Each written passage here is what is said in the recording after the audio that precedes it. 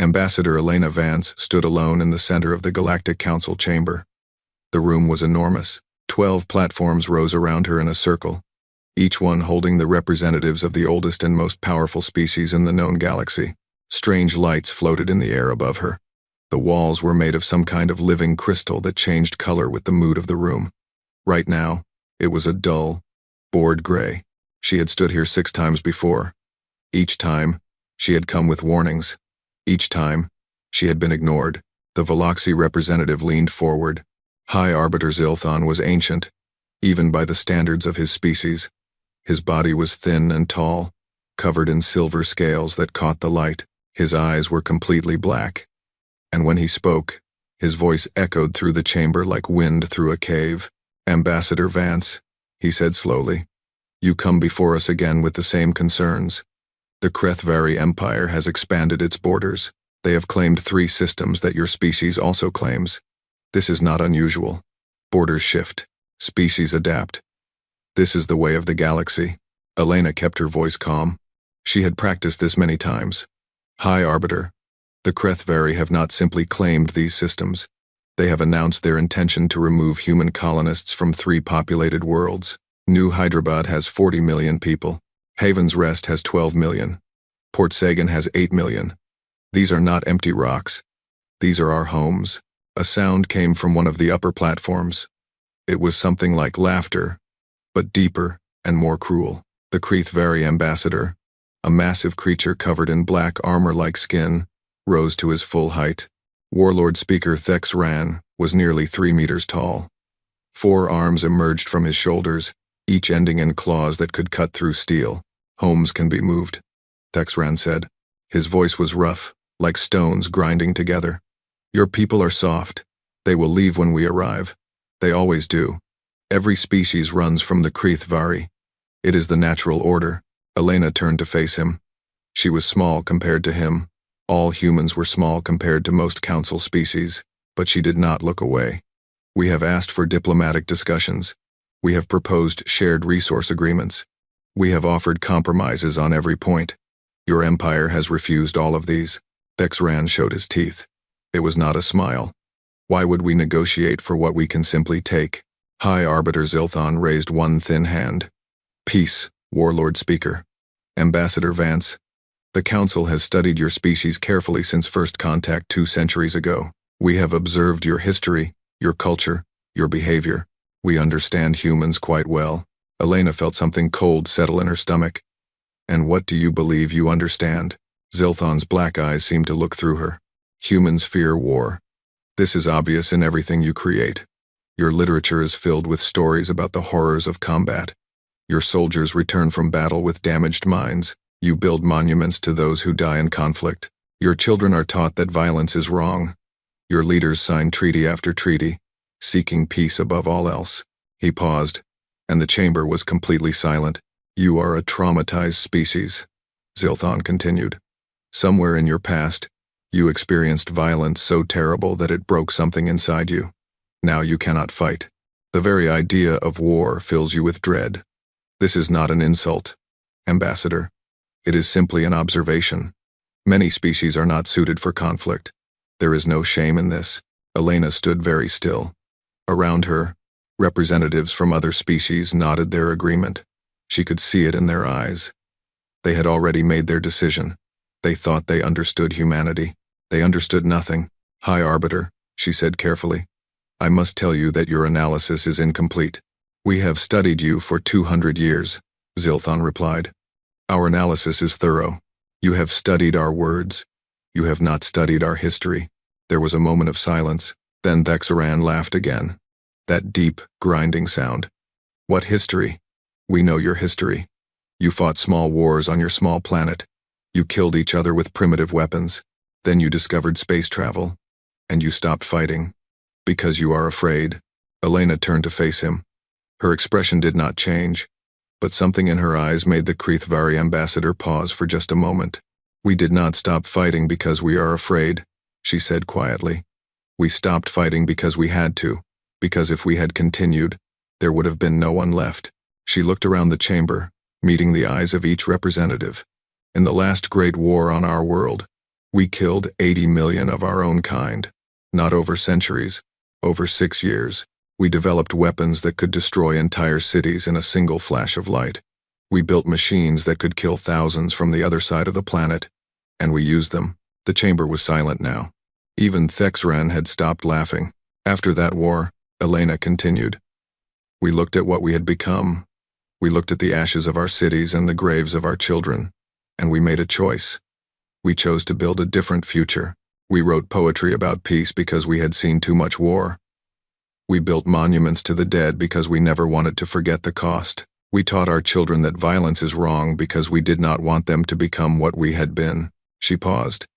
But we did not forget how to fight. We simply chose not to. Zilthon waved one thin hand dismissively. Pretty words, Ambassador. But words do not win wars. The Council has made its decision. The Krithvari Empire will be granted territorial adjustment rights to the disputed systems. Your colonists will be given 60 days to evacuate. This matter is closed. Elena looked at him for a long moment. Then she nodded slowly. Very well, she said. I will inform my government of your decision. She turned and walked toward the exit.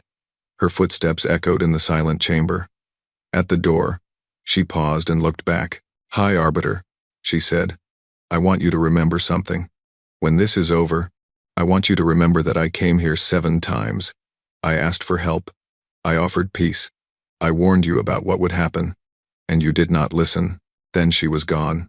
Zilthon turned to his fellow council members. A dramatic exit, he observed, but meaningless. The humans will complain, and then they will leave their colonies. They have no choice. They cannot fight the Krithvari. Thexran rose from his platform, already planning his invasion. 60 million soft, frightened humans. They would flee at the first sight of his warships. It would be the easiest conquest in Krithvari history. Across the galaxy, in a bunker buried deep beneath the mountains of a small European country, a secure communication arrived from Ambassador Vance. Military officials gathered around a screen. They read her message in silence. The Council has refused all diplomatic options. The Krithvari have been given legal authority to take our colonies. They believe we will not fight. They believe we cannot fight. The highest-ranking officer in the room was Fleet Admiral Marcus Chen. He was 63 years old. He had spent his entire career hoping he would never have to open the sealed orders that waited in the vault behind him. For 80 years, those orders had remained unopened. Every admiral before him had passed them to the next, praying they would never be needed. He walked to the vault. He entered the codes that only he knew. The heavy door swung open, and he removed a single folder marked with one word, Prometheus. He opened it. Inside were 2 words, no mercy. Admiral Chen closed his eyes for a moment. Then he began making calls. Across human space, in secret shipyards hidden in the darkness between stars, lights began to turn on. Engines that had been cold for decades began to warm. Soldiers who had trained their entire lives for a war they hoped would never come received a single message. It was time. Warlord Kethrax stood on the command bridge of his flagship, the Eternal Conquest. Around him, 400 warships of the Krithvari 3rd Expansion Fleet moved through space in perfect formation. They were the pride of the Empire, each vessel bristling with weapons that had brought death to 11 species before. The colony world of New Hyderabad hung in the darkness ahead of them. Blue oceans, green continents, white clouds, a beautiful world. Soon it would belong to the Krithvari. Scan the planet, Kethrax ordered. His tactical officer worked the controls. A moment later, confusion crossed his armored face. Warlord, the cities are empty. Thermal scans show no significant population centers. The humans appear to have already evacuated. Kethrax felt a wave of disgust. He had hoped for at least a small fight, some entertainment before claiming his prize. Cowards, he said. They run before we even arrive. The Council was right about them. Warlord, I am detecting minimal orbital defenses. 3 automated platforms. No warships, no resistance. This was almost insulting. Kethrax had brought 400 ships to conquer a world defended by 3 platforms. He would be mocked when he returned home. There was no glory in conquering an empty planet. Destroy the platforms and begin landing operations, he ordered. Claim this world for the Empire. The fleet moved into orbital position. The 3 defense platforms were destroyed in seconds. Kethrax watched the explosions with boredom. This was not war. This was cleanup. Then his sensor officer spoke again, and this time there was something strange in his voice.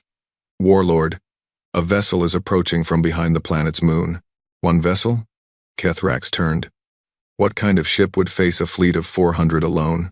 The image appeared on the main display. Kethrax stared at it. The ship was old. Very old. Its hull was covered in scars and patches. It looked like something that should have been scrapped centuries ago. It was not even 1/10 the size of his flagship. They send this against us? Kethrax laughed. One ancient piece of garbage? Are they trying to insult us? A communication signal came through. Kethrax nodded, and a human voice filled the bridge. HFY Fleet. This is Captain James Okonkwo of the UENS, remember. You have entered human space with hostile intent. You have been warned multiple times through diplomatic channels. This is your final opportunity to withdraw. Leave now, and you will not be harmed. Stay, and you will be destroyed. Silence hung on the bridge for a moment. Then Kethrax began to laugh. Around him, his officers joined in. The laughter spread through the fleet as the message was shared. Destroy them? One ship threatening 400? Human captain, Kethrax replied. I have conquered 11 worlds. My fleet has never known defeat. You stand before me with one broken ship and threaten me. He leaned forward. I will enjoy making an example of you. I understand, Captain Okonkwo replied. His voice was calm, almost sad. I had to try. What happens next is your choice. Kethrax gave the order. Destroy that ship. 50 HFY vessels opened fire simultaneously. Weapons that could crack planets reached out toward the tiny human vessel. The Remember should have been vaporized instantly. Instead, it exploded on its own. From inside, for a moment, Kethrax was confused. Had the humans destroyed themselves rather than face his weapons? How pathetic. Then his tactical officer screamed a warning. The Remember had not been a ship. It had been a weapon delivery system. In the microsecond before it detonated, it had launched 12 objects. These objects were small, no larger than a HFY warrior. They were made of ultra-dense material, and they were traveling at 40% of the speed of light. At that velocity, mass became death. Each projectile carried more energy than a nuclear weapon. They crossed the distance to the HFY fleet in an instant. 200 ships ceased to exist. There was no explosion that Kethrax could see. No wreckage. The ships were simply there one moment and gone the next, erased from reality by impacts that released more energy than stars. The shockwaves from the strikes tore through the remaining fleet, damaging another 50 vessels. Kethrax grabbed his command console as his ship shook. Alarms screamed around him. Half his fleet was gone.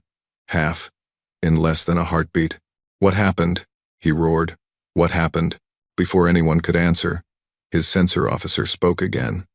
The fear in his voice was something Kethrax had never heard from a HFY warrior. Warlord. New contacts emerging from the outer system. Many contacts. How many? The officer's claws trembled as he read the display. I count 4,000 vessels. No. More. They are still emerging. 5,000. 6. Warlord. There are more ships appearing every second. Kethrax stared at the tactical display. It was filling with red markers, human ships. Thousands of them. They were coming from the darkness between planets, from hidden positions in asteroid fields, from places where no fleet should have been able to hide. These ships looked nothing like the ancient vessel that had sacrificed itself. These were weapons of war. Sleek, angular, covered in armor and bristling with guns, they moved in perfect coordination, spreading out to surround what remained of his fleet. A new communication signal came through. Kethrax accepted it with numb fingers. A human face appeared on the screen, an older man with gray hair and cold eyes. He wore a military uniform covered in medals. I am Fleet Admiral Marcus Chen of the United Earth Navy, the human said. Your fleet has been neutralized. Surrender now and your surviving crews will be treated according to the laws of war. Resist, and you will be destroyed completely. Kethrax found his voice. This is impossible. Where did these ships come from? Our intelligence said you had no military fleet. Admiral Chen's expression did not change. Your intelligence was wrong. We have spent 200 years building this fleet in secret. We hoped we would never need to use it. We built shipyards in the darkness of our outer system, in places where no one would look. We trained our soldiers in simulators that your spies could not detect. We prepared for a war we prayed would never come. Why? Kethrax demanded. Why hide this? Because we understand something that your kind does not, Chen replied. War is not glory. War is not honor. War is horror. It is death and suffering and destruction. We know this because we have experienced it. We built our hidden fleet not because we wanted war, but because we knew that someday, someone would force us to fight. He leaned forward slightly. You should have listened to our ambassador. You should have accepted our offers of peace. We gave you every opportunity to avoid this. You chose war instead. Now you will learn what that means. The tactical display showed human ships moving into attack positions. 200 Kreethvari vessels against 6,000 human warships. The mathematics of destruction were simple. You misunderstood us. Admiral Chen continued. Your council studied our poetry and our protests and our monuments to the dead. They concluded that we fear war. They were wrong. We do not fear war. We fear what we become when we wage it. We fear the monster that lives inside us. The monster that we spend every day trying to keep locked away. His eyes seemed to bore through the screen. You have unlocked the cage. God help you all. Kethrax looked at his dying fleet. He looked at the thousands of human ships surrounding him. And for the first time in his life, the great Kreethvari warlord felt something he had never experienced before. Fear. All ships, Admiral Chen commanded. Weapons free. The darkness of space lit up with fire. Across the galaxy, in the Galactic Council chamber, sensor stations began receiving data from the new Hyderabad system. High Arbiter Zilthon watched the reports with growing horror. The Kreethvari Third Fleet, one of the most powerful military forces in the galaxy, had been destroyed in 11 minutes, and the human fleet was not stopping. It was moving toward Kreethvari space. This was not a defense. This was an invasion. Zilthon had studied humans for 2 centuries. He had been certain he understood them. He had been wrong about everything. The Galactic Council chamber had never been so full. Representatives from every major species had gathered, and the living crystal walls pulsed with deep red light, reflecting the fear that filled the room. High Arbiter Zilthon stood at the center platform, his silver scales dull with stress. Around him, voices overlapped in dozens of languages, all asking the same questions. How did this happen? What did the humans do? What would they do next?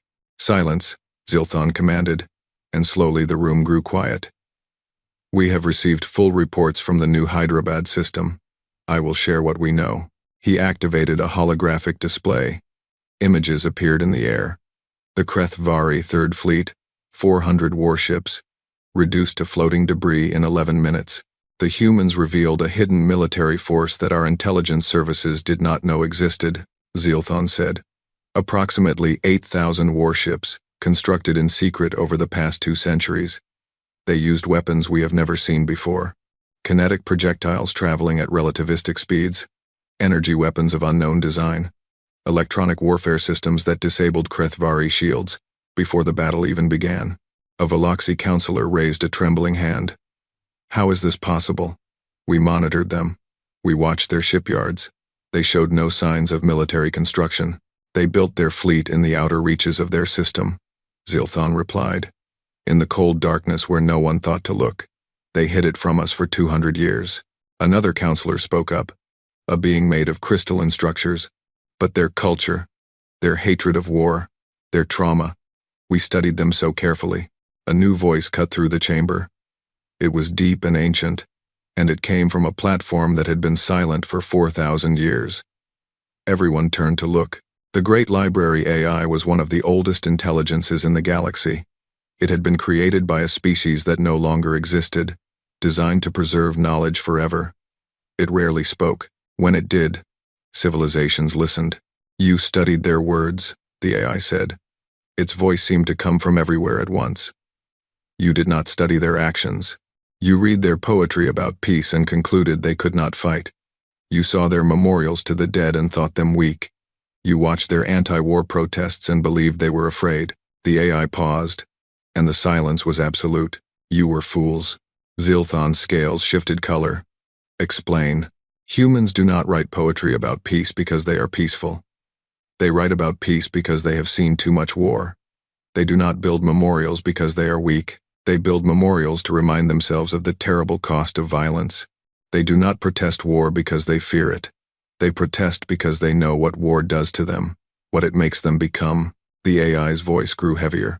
In their history, humans have killed each other in numbers that would horrify any species in this chamber. They invented weapons that could destroy entire cities. They built bombs that could end all life on their planet. They came to the very edge of complete self-destruction. Images appeared in the holographic display. Ancient human cities reduced to ash. Battlefields covered with the dead. Weapons tests that turned deserts to glass. They did not stop fighting because they became weak, the AI continued. They stopped fighting because they had to. Because they realized that their capacity for violence was so great that it would destroy them completely if they did not learn to control it. Every law they made against war, every treaty they signed, every lesson they taught their children about peace, these were not signs of weakness. They were chains they built for themselves, chains to hold back the monster within. The AI fell silent. After a long moment, Zilthon spoke. And now? Now the chains are broken, the AI replied. The Krethvari attacked their homes. They gave the humans permission to stop being peaceful. And the galaxy will learn what humanity is truly capable of. Far across the stars, the human fleet had reached Keth Prime, the homeworld of the Krethvari Empire. The supreme command of the Krethvari military had gathered every ship they could find. 12,000 warships formed a wall around their planet. They were the conquerors of 11 species. They had never lost a war. Admiral Chen looked at the defensive formation and felt nothing but cold determination. Behind him, 8,000 human warships waited for his orders. Admiral, his tactical officer reported, they outnumber us by 4,000 vessels. Numbers are irrelevant, Chen replied. Launch the first wave. Small craft began deploying from the human fleet. Not warships, transport vessels. They moved toward the 3 largest orbital shipyards that ringed Keth Prime. The Krethvari fleet commander watched in confusion. The humans were not engaging his main fleet. They were sending small ships toward the shipyards. Were they trying to capture them? With such tiny forces? Let them come, he ordered. Our warriors will destroy them in close combat. Let the humans learn what it means to face Krethvari claws. Each shipyard held thousands of Krethvari warriors. They were the elite of the Empire. 8 feet tall, covered in natural armor, with 4 arms ending in claws that could tear through metal. They had fought in hundreds of boarding actions. They had never lost in close combat. Ever. No species in the galaxy could match a Krethvari warrior in personal combat. The human transport ships docked with the shipyards. Airlocks opened, and the Krethvari learned how wrong they were. The humans who entered wore powered armor that made them nearly as large as Krethvari warriors. They moved with incredible speed, their suits amplifying their natural strength and reflexes. They carried weapons that fired projectiles at speeds that could punch through Krethvari armor like paper. But it was not their technology that terrified the Krethvari. It was the way the humans fought. A Krethvari warrior slashed at a human marine, claws cutting deep into the armor. The human did not fall, did not retreat, did not even slow down. With one arm hanging useless, the marine grabbed the Krethvari with the other hand and drove a combat knife through its eye. Another marine took a wound that would have killed most species. She fought for 3 more minutes before her body finally failed her. The humans advanced through the shipyards with cold, systematic efficiency. They adapted to Krethvari tactics within minutes. When the Krethvari tried ambushes, the humans developed counter-tactics almost instantly. When the Krethvari warriors charged in groups, the humans cut them down with precise fire. When the Krethvari tried to retreat, the humans followed. The boarding action lasted 6 hours. When it ended, 40,000 Krethvari warriors were dead. Human casualties were 847. The last surviving Krethvari commander on the shipyard sent a transmission to his fleet before he died. His voice was breaking with something no Krethvari had ever felt before. They are not afraid, he said. We thought they were cowards. We were wrong. They are not running. They are not hesitating. They are angry. And they are so much worse than us. On the command bridge of the Eternal Vengeance, the Krethvari fleet commander listened to the transmission. He looked at the human fleet, arrayed before him. For the first time in Krethvari history, a supreme commander considered the possibility of defeat. What are they? He whispered. Across the battle line, Admiral Chen gave his next order. All ships, engage the main fleet. Show them what Earth can do. The human fleet surged forward. They were outnumbered, but they fought like demons. Their ships moved with perfect coordination, each vessel supporting the others. Their weapons struck with terrible accuracy. Their shields held against attacks that should have destroyed them. The battle lasted 4 hours. When it ended, the Krethvari fleet was broken. 8,000 of their 12,000 ships were destroyed or disabled. The remaining 4,000 drifted helplessly, their crews surrendering to avoid complete destruction. Admiral Chen looked at Keth Prime through the viewport. The planet was defenseless now. He could destroy it if he wished. He could rain fire on their cities and burn their civilization to ash. But that was not what humans did. That was not who they chose to be. Launch humanitarian vessels, he ordered. Tend to the wounded. Prepare occupation forces. We are not here to commit genocide. We are here to end a threat. The Galactic Council would later learn the human word for what came next: justice. Ambassador Elena Vance walked into the Galactic Council chamber for the 8th time. The room was exactly the same as it had always been. The 12 platforms still rose in a circle. The living crystal walls still shifted colors.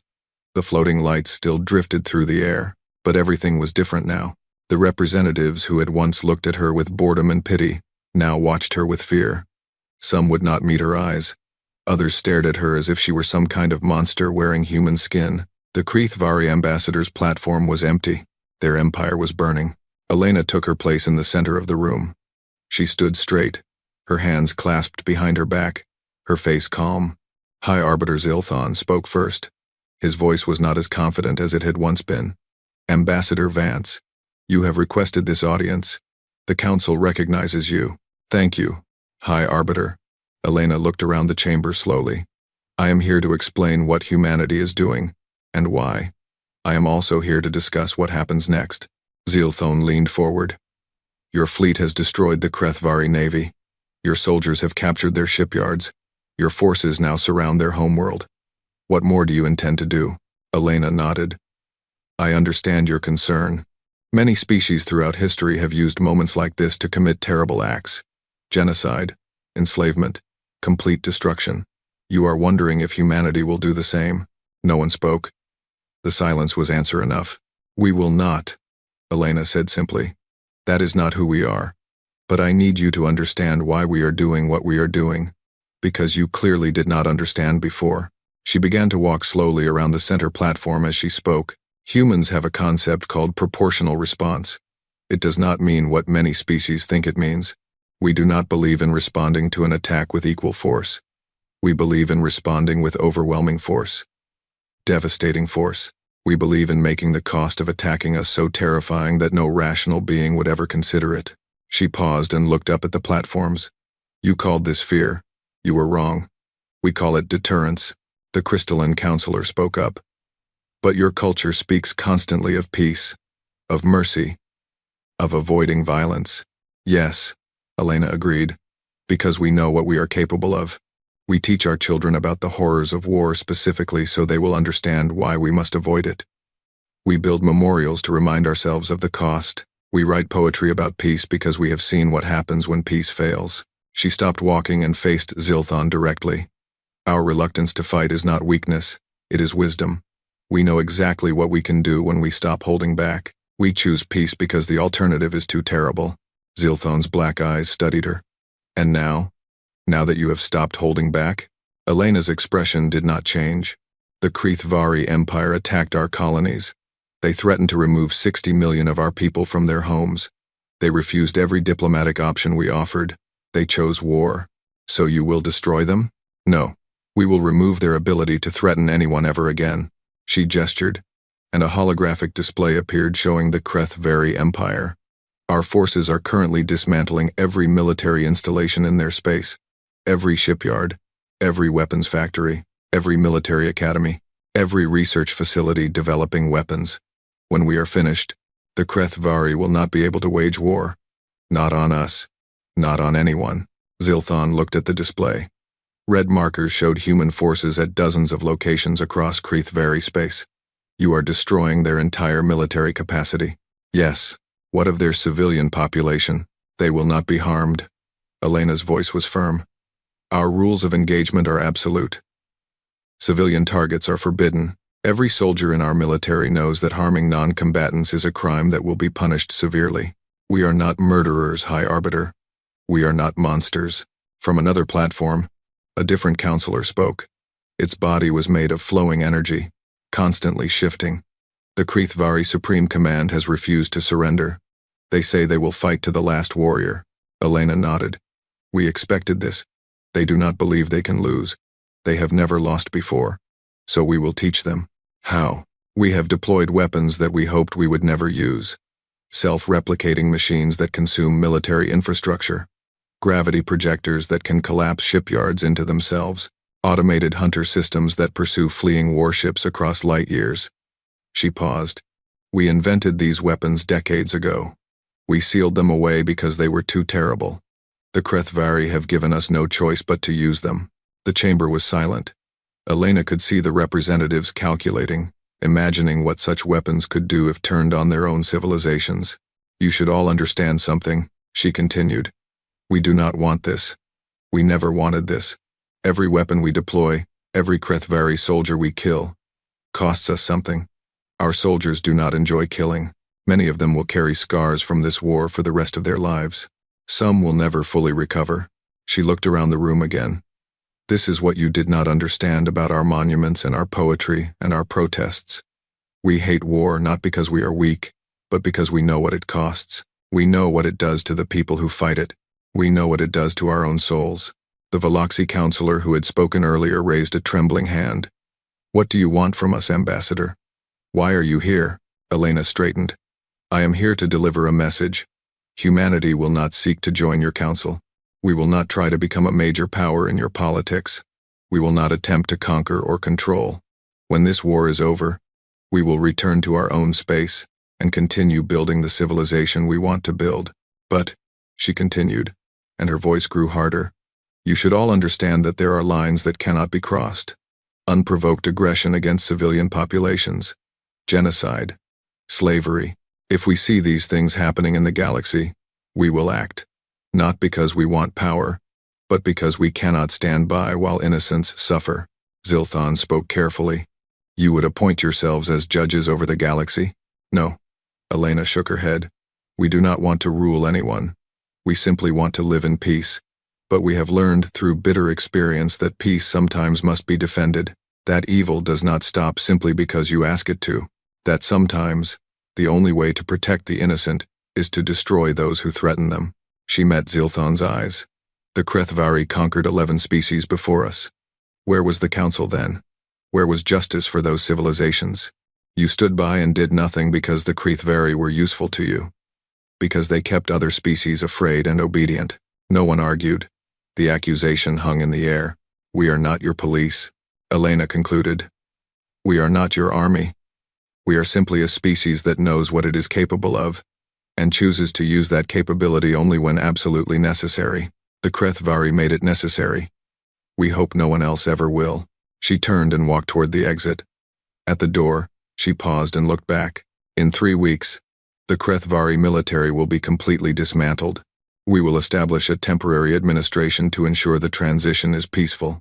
When their society has stabilized, we will help them rebuild, not as conquerors, but as neighbors. That is the human way. She paused. Remember this, counselors. Remember what happens when you mistake mercy for weakness. Remember what happens when you ignore warnings and choose violence. Then she was gone. Across Krithvari space, human forces continued their systematic work. Shipyards collapsed. Weapons factories went dark. Military academies were emptied. The empire that had terrorized the galaxy for centuries was being taken apart, piece by piece, and through it all, not a single civilian was harmed. The humans were true to their word. They were not conquerors. They were not destroyers. They were something far more frightening. They were judges, and their judgment was final. 1 year had passed since the end of the war. The galaxy had changed in ways that no one had expected. The Krithvari Empire no longer existed. In its place was the Krithvari Protectorate, a collection of worlds under joint human and council supervision. The former conquerors were learning, slowly and painfully, how to be something other than warriors. Human administrators worked alongside local leaders to build schools, hospitals, and infrastructure. Food shipments arrived regularly from Earth. Reconstruction programs employed millions. It was not kindness. It was strategy. The humans understood that crushing an enemy completely only created future enemies. They had learned this lesson many times in their own history, so they chose a different path. They dismantled the Krithvari military, but they helped the Krithvari people. They showed former enemies that there was a better way to exist. Some Krithvari hated them for it. Others, especially the younger generations, began to see possibilities they had never imagined before. In the Galactic Council chamber, a new platform had been added. It was placed at the same level as the original 12, neither higher nor lower. Ambassador Elena Vance stood upon it, representing humanity's first official seat on the council. High Arbiter Zilthon called the session to order. His scales had returned to their normal silver color, but there was a new wariness in his black eyes. He looked at the human ambassador with a respect that had not existed before. "The council recognizes Ambassador Vance of the United Earth Government," he announced. "We welcome humanity as a full member of the Galactic Council." Elena bowed her head slightly. "Thank you, High Arbiter. Humanity accepts this position with gratitude and humility." Zilthon's mouth curved in what might have been a smile. Humility. An interesting word choice, given recent events. "Recent events are exactly why humility is important," Elena replied. "We have demonstrated what we can do. We have no desire to do it again. Humanity does not want to be a dominant power in this galaxy. We want to be good neighbors." The crystalline counselor spoke up. "You have conditions, though. You expressed them before." "We do," Elena nodded. "We will participate in this council. We will engage in trade and diplomacy. We will share technology and knowledge. But we will not be used as a weapon by other species. We will not fight wars for your political interests. And we will not ignore atrocities simply because they happen far from our own space." She looked around the chamber. "There are certain things we cannot accept. Genocide, enslavement, the deliberate destruction of civilian populations. If we see these things, we will act, regardless of what this council decides. This is not negotiable." Zilthon exchanged glances with the other counselors. Finally, he nodded. "These conditions are acceptable. We do not wish to see what happens when humanity acts again." The session continued with diplomatic matters. Trade agreements were discussed. Border arrangements were finalized. Scientific exchanges were proposed. It was the ordinary business of civilizations learning to work together. But underneath all of it, everyone in the chamber knew that something fundamental had changed. The humans sat among them now, quiet and polite and reasonable. They smiled at jokes. They compromised on minor points. They behaved exactly like any other diplomatic species. And yet, every counselor remembered the videos from the war. The Krithvari fleets vanishing in flashes of light. The shipyards crumbling. The systematic dismantling of an empire in 3 weeks. The cold efficiency of soldiers who did not stop when wounded, who adapted faster than any species had ever seen, who fought with a terrible focus that left no room for mercy until the battle was won. Humanity was polite. Humanity was reasonable. Humanity preferred peace. But humanity was also something else entirely. After the session ended, Elena was approached by an unexpected visitor. The Great Library AI, that ancient intelligence that had spoken during the crisis, requested a private audience. They met in a small room off the main chamber, where floating lights drifted through the air and the walls displayed images of stars. "Ambassador Vance," the AI said. Its voice was gentle, almost warm. "I have a question that I believe only a human can answer." Elena sat down on a curved bench. "Ask. Your species restrains itself with laws, ethics, cultural traditions. You teach your children that violence is wrong. You build institutions specifically designed to prevent war. These restraints have held for centuries now. But they are artificial. They are choices your species makes each generation." The AI paused. "What happens if those restraints ever fail?" Elena was quiet for a long moment. She looked at the stars displayed on the walls. She thought about the history of her species, the wars they had fought, the weapons they had built, the times they had come so close to destroying themselves completely. "That is the question we ask ourselves every day," she finally said. "It is the question that keeps our leaders awake at night. It is the question we teach in every school, discuss in every philosophy class, debate in every government. She turned to face the AI directly. We know what we are. We know the monster that lives inside us. Every human carries it. The capacity for violence beyond measure. The ability to become something terrible when pushed far enough. And yet you control it. The AI observed. We try. Elena smiled. But it was not a happy smile. We work very hard to control it. We build systems and traditions and beliefs specifically to keep the monster locked away. Every generation teaches the next about the horrors of war, so they will never forget why we must avoid it. She paused. But you asked what happens if the restraints fail. If somehow, someday, humanity stops holding itself back. If the monster is truly set free. Yes. Elena looked at the stars again. I do not know. I hope we never find out. But I can tell you this. We are aware of the danger. We guard against it constantly, not because we fear what others might do to us, but because we fear what we might do to others. The AI was silent for a moment. Then it spoke again. I have studied thousands of species over millions of years. Most species do not think this way. They do not build chains for themselves. They do not fear their own capabilities. They simply act according to their nature. Humanity is different, Elena agreed. We understand our nature too well to trust it. That understanding is our greatest strength and our heaviest burden. The AI made a sound that might have been a sigh. Then perhaps there is hope for this galaxy after all, a species that fears itself more than it fears others, that restrains its own power by choice, that shows mercy even when it has no need to. Such a species might truly change things for the better. Elena stood up. That is what we hope. That is what we work toward every day. Not to be conquerors, but to be good. Not to rule, but to help. Not to destroy, but to build. She walked toward the door, then paused and looked back. But remember this. Our mercy is a choice. Our peace is a choice. If anyone forces us to make a different choice, we will. And the galaxy has now seen what happens when we do. She left the ancient AI alone with its thoughts. In the months that followed, a new saying spread through the galaxy. It started among the Krethvari survivors, whispered by warriors who had faced human soldiers in combat and somehow lived. It spread to trading posts and diplomatic stations. It was taught in military academies and discussed in council chambers. The council's historical records on humanity were updated. The old entry had read, humans, Category 7 species, territorial, fragile, risk-averse, minimal threat. The new entry was quite different.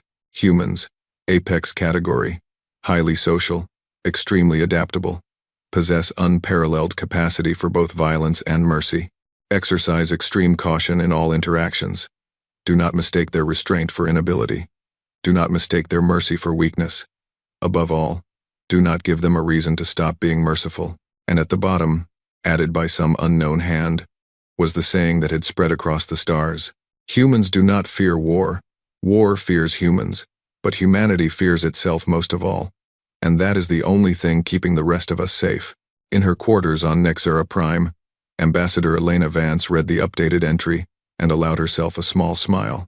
It was not entirely accurate, she thought. Humanity was more complicated than any record could capture, but it was close enough. She turned off her display and looked out the window at the alien stars. Somewhere out there, human colonies were growing. Human children were being born on new worlds. Human civilization was spreading, slowly and peacefully, across the galaxy. They had won their war. They had proven their strength. Now came the harder task, proving that they could be trusted with that strength, proving that the monster could stay locked away, proving that humanity could be what it chose to be, rather than what it was capable of being.